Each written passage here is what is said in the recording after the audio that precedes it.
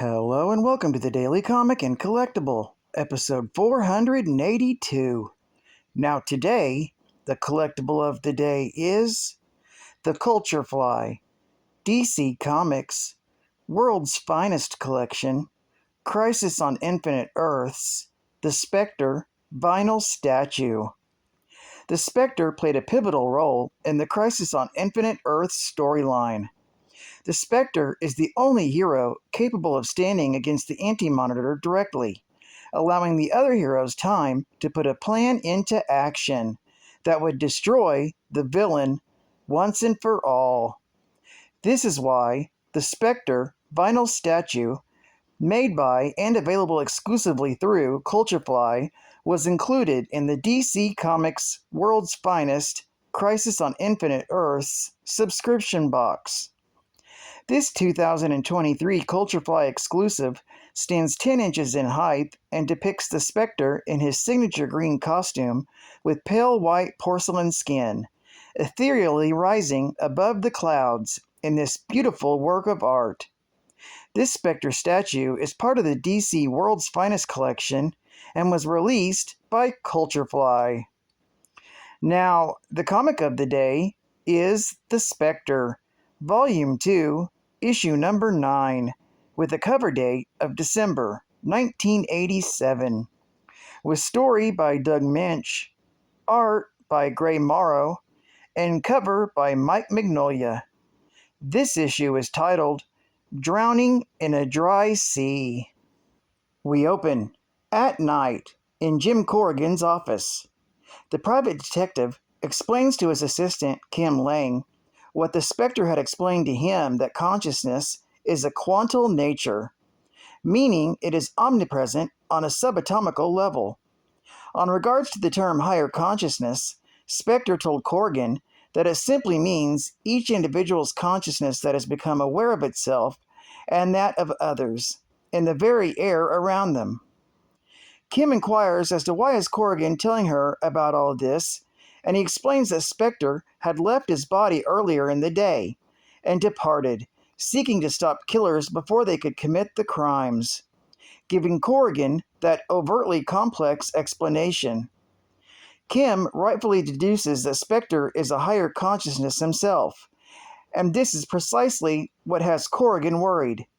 As this discussion takes place, a dense fog covers the streets of Greenwich Village, and Madame Xanadu is alone in the private chambers of her parlor, laying naked in bed, with the windows wide open, and experiencing a delight with the mist breaking into the room and shrouding her shapely frame. Throughout that night in the village, Spectre haunts the streets, disguised as the mist, seeking those with a conscience that have already made that fateful decision. Spectre's first victim is a thug who intended to kill an honest store owner in order to steal his money. Using his awesome powers, Spectre stops the would-be killer right before he could strike and surrounds him in fog before causing him a heart attack and destroying his firearm to pieces. As Spectre was dealing with the criminal, the fog disappears for a brief moment, and Corrigan notices this. But the fog returns shortly afterwards, and Madame X pleads for it to never leave her again. Corrigan notices there's something amiss, but he is far more concerned about the Spectre's actions. Previously, he used to have control over the spirit, but now he is simply a host, watching as Spectre delivers unholy retribution. Kim compares the situation with Corrigan's time as a police officer, but the private detective acknowledges that sometimes justice can only be achieved by working outside of the system's rules, which is his main conflict with Spectre. Considering it's getting late in the night, Corrigan tells Kim she can leave for the day, giving him time to think and wait for the Spectre's return. Unfortunately, Spectre is far from returning, as somewhere in the village, another crime is about to be committed. A spurned housewife has had enough of his abuse and her uncaring husband, and thanks to her growing hate and a glass of alcohol, She grabs a knife to end her torment. When she reaches for the doorknob to open the bedroom where her husband's sleeping, Spectre manifests himself in the shape of a demon coming out of the doorknob and grabs the woman's arm. The desperate woman starts slashing at her own arm to attack the monster, but all she manages to cut is herself, opens up her arm, and almost dies in the process. And once again, the strange mist came and went in the village, much to Corrigan's suspicion and Madame X's pleasure. Later, and once again, a mafia leader is bound to kill a witness to prevent him from exposing his operations.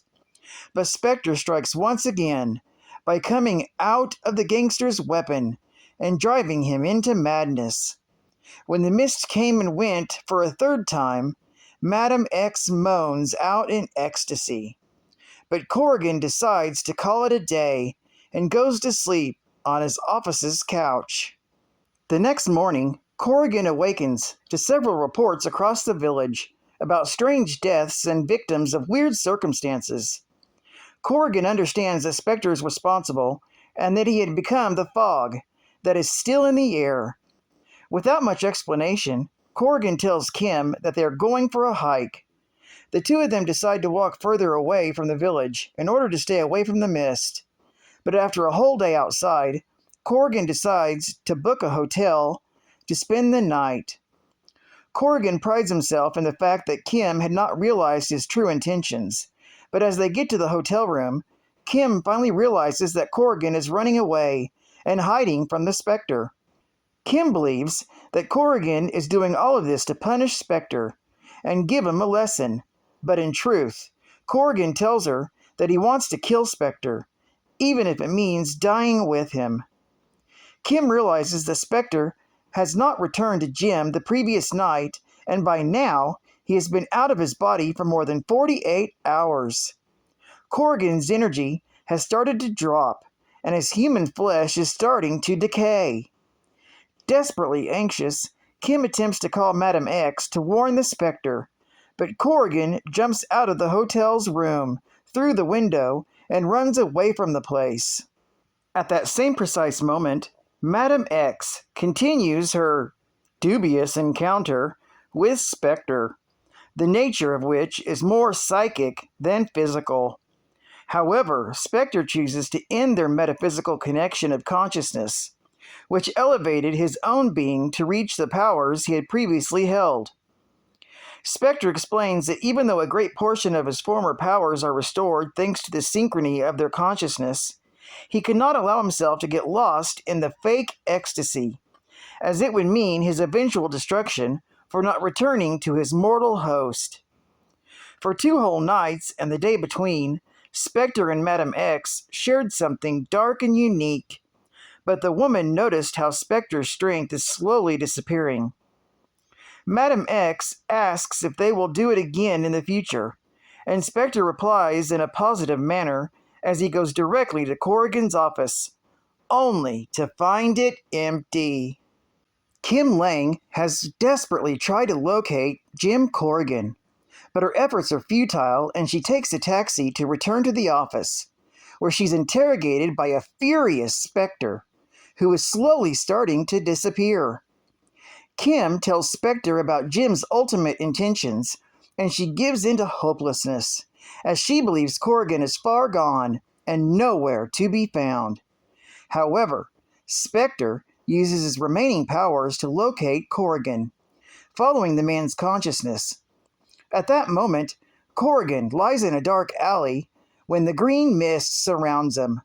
Spectre has found him and confronts him about his decision to end their shared existence. Corrigan explains to him that he cannot live, knowing that his soul is killing victims who have yet to commit a crime. Spectre replies that it would be foolish to wait until innocent lives are killed, but Corrigan needs hard evidence, proof of someone's guilt before executing them. Spectre tells him that his consciousness allows him to reach into the minds of the killers, and that it would be enough. But since Corrigan insists on getting evidence, Spectre simply replies that he had located Corrigan by following his conscious decision of killing them both. Knowing that this is all the evidence he required, Corrigan reluctantly gives up his mindset of eliminating Spectre, and the spirit of vengeance merges with his own body once again, restoring their energies almost instantly. The shock, however, is stronger than ever before, and Corrigan passes out on the streets. The next morning, Corrigan wakes up in the couch of his office, where Kim is keeping a close eye on him. Corrigan reproaches Kim's betrayal for telling Spectre about his plan. However, Kim replies that she was assigned as the keeper of his body, and that she was merely doing her job. When Corrigan asks if that's the only reason, Kim reveals that she actually has feelings for Corrigan, and she thinks that maybe they can make it work. However, they decide to keep their relationship away from the mystic aspect and keep things physical between them as they have a romantic encounter on the couch. This story is continued in The Spectre, Volume 2, Issue number 10. Geek Fact: The Spectre's next actual chronological appearance takes place in Millennium, Issue number 4, from January of 1988, as part of the Millennium event. Bonus Geek Fact: This issue is considered a key issue due to it being the first in the series to portray nudity in the explicit manner, as Madame Xanadu is featured naked and aroused in the entire issue. This is partially the reason why most of the series was published without the Comic Code Authority's seal of approval, which now doesn't matter, because as of January 2011, the Comics Code Authority became completely defunct after Marvel abandoned it in 2001, and then DC and Archie abandoned it in 2011. Saturday morning cartoons. Saturday morning this fall on NBC. It's lunchtime in Burbank, and the stars of NBC's Saturday morning shows have gathered in the world-famous NBC commissary to discuss the new fall lineup. Nice planet you have here. Love what you've done with it. I don't suppose you have parking lots on Melmac. It's just new around here. Oh, the Fraggles look like they're actually eating the commissary food. No, they're eating the ceiling. Ceiling? Did I order ceiling, or did I order radishes? My malt tastes like radishes. What is this? It's the NBC commissary, Arch. I wonder if this is where Michael J. Fox eats. This is my kind of cooking. Little heavy on the radishes, though. I'm your elf likes cats. Let's introduce him to Gargamels. Mr. Johnson, go on, baby. My brand is just the sound you need. Today's Saturday morning menu: Disney's Adventures of the Gummy Bears, The Smurfs, Jim Henson's Fraggle Rock, Alvin and the Chipmunks, Alf, the new Archies, Foofer, I'm Telling, and One to Grow On. Psst. Also in the new fall lineup, but not in the commissary, the cast of I'm Telling, a hilarious live-action game show, and members of the award-winning One to Grow On, NBC. And final geek fact. Hard-boiled cop Jim Corrigan, while on his way with his fiancée to their engagement party, is murdered by thugs who stuffed him into a barrel filled with cement, which led to him being thrown into a body of water. Corrigan's spirit is refused entry into the afterlife and is instead sent back to Earth by an entity referred to as the Presence to eliminate all evil. The Spectre seeks bloody vengeance against Corrigan's murderers in grim supernatural fashion. One of them is even turned into a skeleton upon touching him. Corrigan soon creates his signature costume, breaks off his romance with Clarice, and continues to live as Jim Corrigan assuming the secret identity of the Spectre whenever he's needed. The Spectre's first appearance was in More Fun Comics, Volume 1, Issue number 52, with the cover date of February 1940. Well, I'd like to thank you for joining me for another Daily Comic and Collectible, and I hope to see you again tomorrow. This is Catman Comics Man, and I'll catch you on the flip. Over and out.